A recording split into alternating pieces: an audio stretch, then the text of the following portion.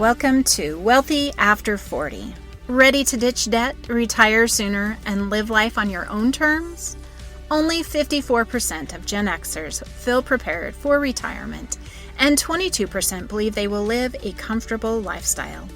So if you're feeling like your finances are a hot mess express, you are not alone. I'm Daylene Higgins, founder of Elevate Finances and money coach for Gen Xers. I reached my dream of retiring at 50 while helping our daughter through college, and now I want to help you do the same. It's time to stop avoiding your finances like the plague and start having confident conversations about money. Join me every week to talk about personal budgeting, debt payoff, saving for retirement, money mindset, and leaving a legacy for future generations. Okay, friends, let's talk money.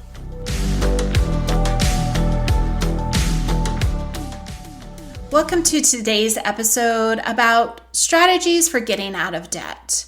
And then we're also going to talk about how you know which one to choose and why. So before we get into that, the first thing we need to do is understand debt.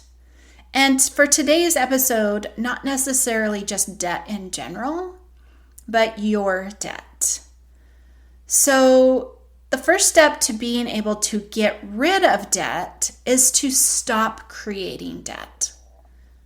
So think about that for a minute. If you don't have any other strategies in place for stopping this debt creation, and we'll talk about it in a minute, but that you go to debt, you go to the use of debt for a lot of different situations. And unless you have an alternative for that, then you're not going to be able to get out of debt. So we need to stop creating debt to be able to get out of debt. So I want you to think about the debt you have right now. And I want you to think about what created your debt.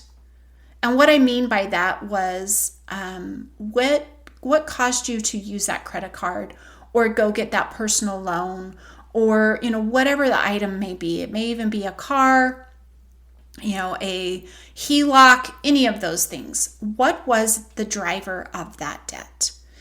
Meaning, what reason did you have for using that? Thinking about those things, if we are using them in a time of emergency, if you go back and listen to my episode about emergency funds, you'll understand a little bit more about how we need to create that. I believe having an emergency fund will help stop debt. Okay, so when I say that in that episode, it is specifically for those expenses where we know they're going to happen at one point in time in the future. Being able to have that money, that pool of funds to pay for it is very important as opposed to using a credit card or a HELOC or any of those things, right? We can be prepared. So the next thing in understanding your debt is, do you know your debt number? And what I mean by that is, do you know how much debt you owe? Do you know what that total is as a full sum? And when I say a full sum, I'm talking about mortgage, credit card, personal loans, secured loans, everything into one large number. The next thing you need to do is to break that number down. And especially if we're going to look at creating a strategy for getting out of debt, we need to know those specifics of each and every debt. We need to know what the balance is, what the payment amount is, what the interest rate is, right? How long is it going to take us to pay that off at the amount listed? Did you know that credit cards are required to disclose that? If you have not seen that on your credit card, I want you to go look for it. It will tell you if you pay the minimum payment at this interest rate, how many years it will take you to pay it off. It's going to be close to what it's going to take to pay off your home. So educate yourself on your debt. Make yourself aware of all of the terms, all of the situation, all of the circumstances. The next thing that you need to do before we move forward in creating a plan to get out of debt is to understand what you have tried prior. And what I mean by this is, what have you tried that worked, right? Knowing what was successful, even if it was only successful for 6 or 9 months, noting what derailed you will help you focus better on creating a more feasible strategy this time. So think about it, the attempts you've made, what worked, what didn't work, and just be honest with yourself. Okay, there's no judgment here. This is just trying to find out what works good for you or what didn't work. And as we move forward, it will make more sense into, being able to choose from these strategies. So, again, awareness around our debt as a whole and as individuals. So if you have reached this point and if you're getting ready to sit down and create the plan, if you don't know your debt number, make sure you do that now. Make sure you inventory them individually and together, just to create that awareness around that amount. Sometimes this helps with motivation and sometimes it does not. So don't let yourself get too caught up in it, but also just know that this is a reality. This is a situation. And now I'm going to share with you the 5 strategies for possibilities to help you get rid of that debt, okay?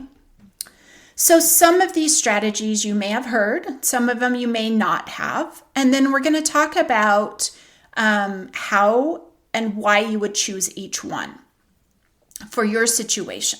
So personal finance, again, and I've said it before, is a personal, what one person does not mean another person should do. And we can learn from others, yes, but we have to feel right about it in our gut. So as you listen to this, if you're like, that would never work, then it's, there's 4 others. So just realize that. Okay. So the first one, made popular by Dave Ramsey, is the snowball method. So this is paying off debts from the lowest to the highest. Okay. This is perfect for individuals who need help with consistency, who need help with motivation, because it brings in small wins, right?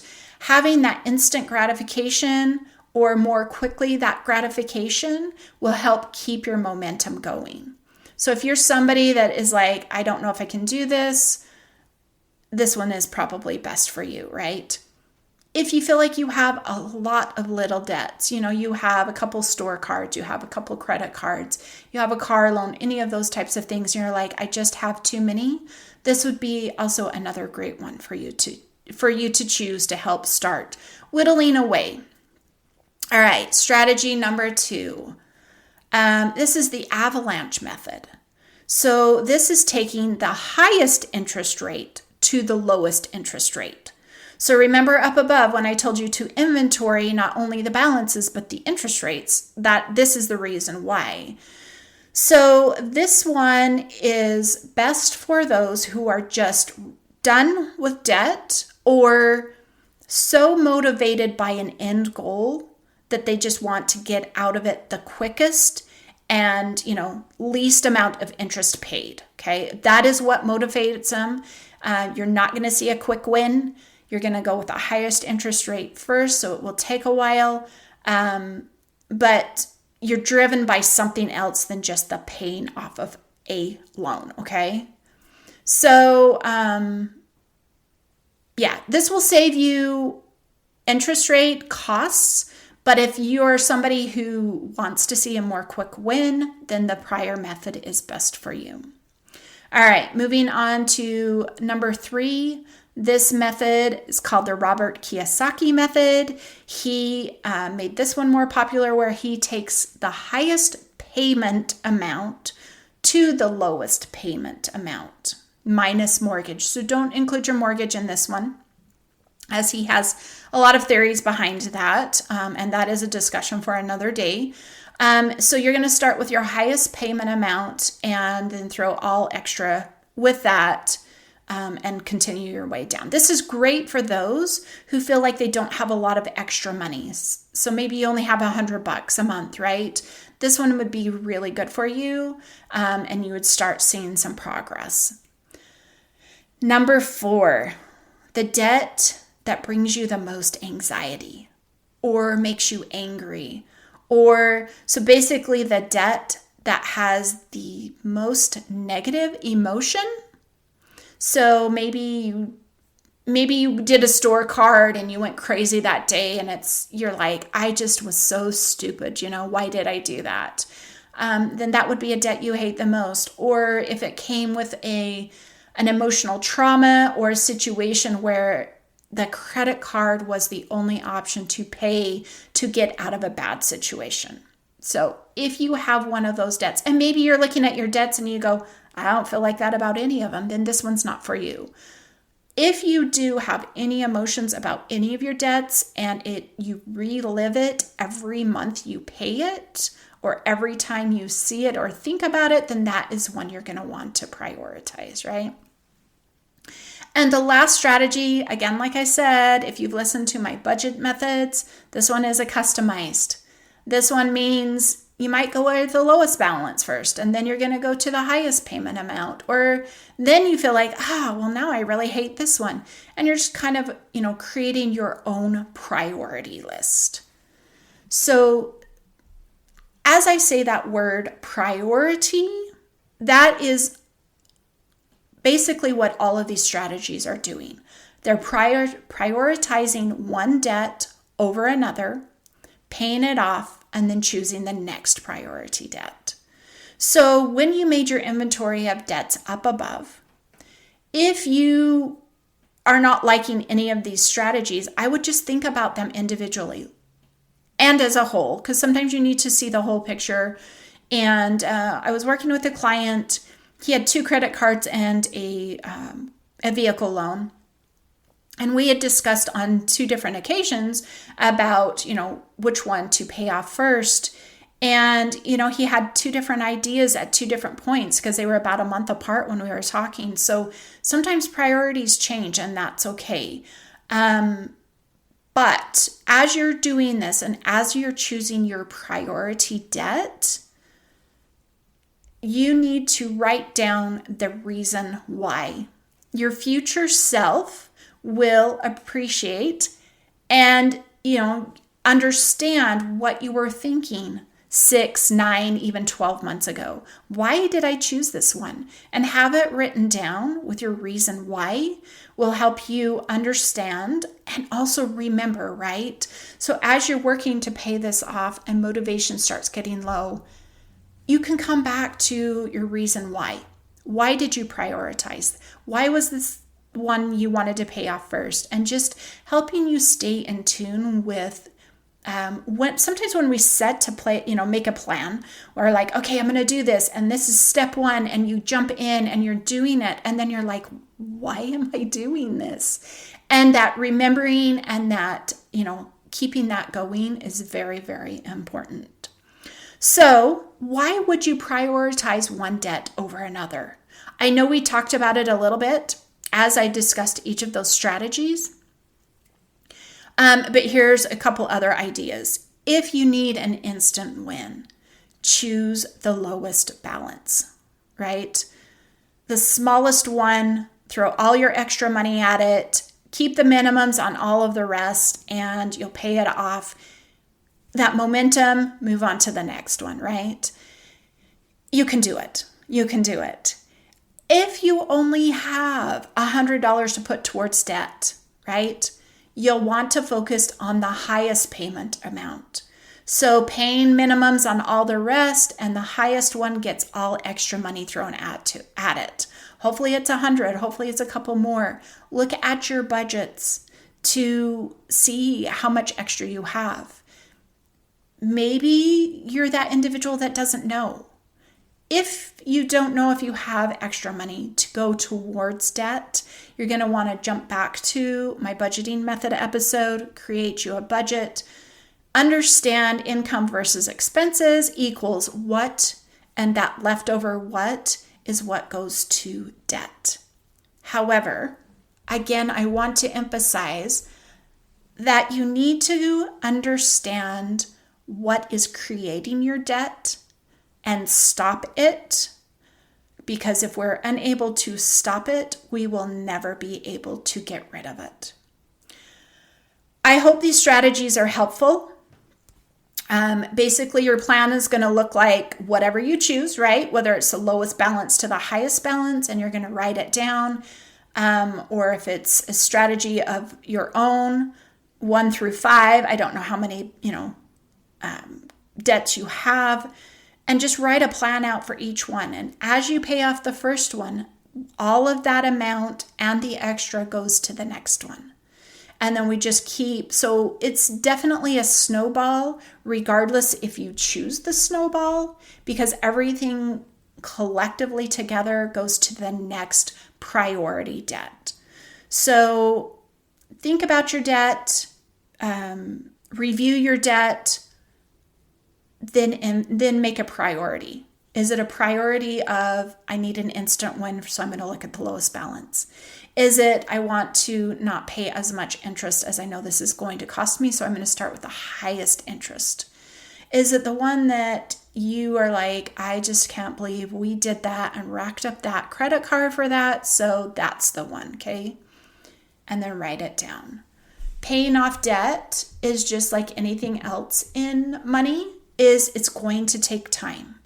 So remembering to write down your priority, remembering to write down what it is you get when the debt is gone, right? There is a light at the end of the tunnel, basically. There is a rainbow on the other side. I have a guest episode coming out with Adam Jablin. He talks about finding a rainbow on the other side when he was going through his divorce. Relating that to any money situation can be done the same way. It'll be hard, but consistency and patience and remembering our whys, our why we chose the one we're focused on, and the why we're doing this so that we can have what in the end. I wish you the best. If you need any help, if you have any questions, please jump over on Instagram, DM me there. I would love to chat or schedule a free call. I'm open to answering any questions and help you make a plan from there. Thanks for listening. Every week, my goal is to help you get one step closer to financial freedom and making confident decisions so your money starts working for you. Do you have any questions from today's episode? Send me a message on Instagram. I'd love to help you gain more clarity around today's topic. Want more exclusive tips, trainings, and resources to help you hit your financial goals fast? Grab my free resource at elevatefinances.us/subscribe and join my free community to receive access to best tips, tools, and resources in your inbox weekly. And if you're looking for personalized support to get your finances on track for retirement, check out my website at elevatefinances.us to learn more about one-on-one coaching.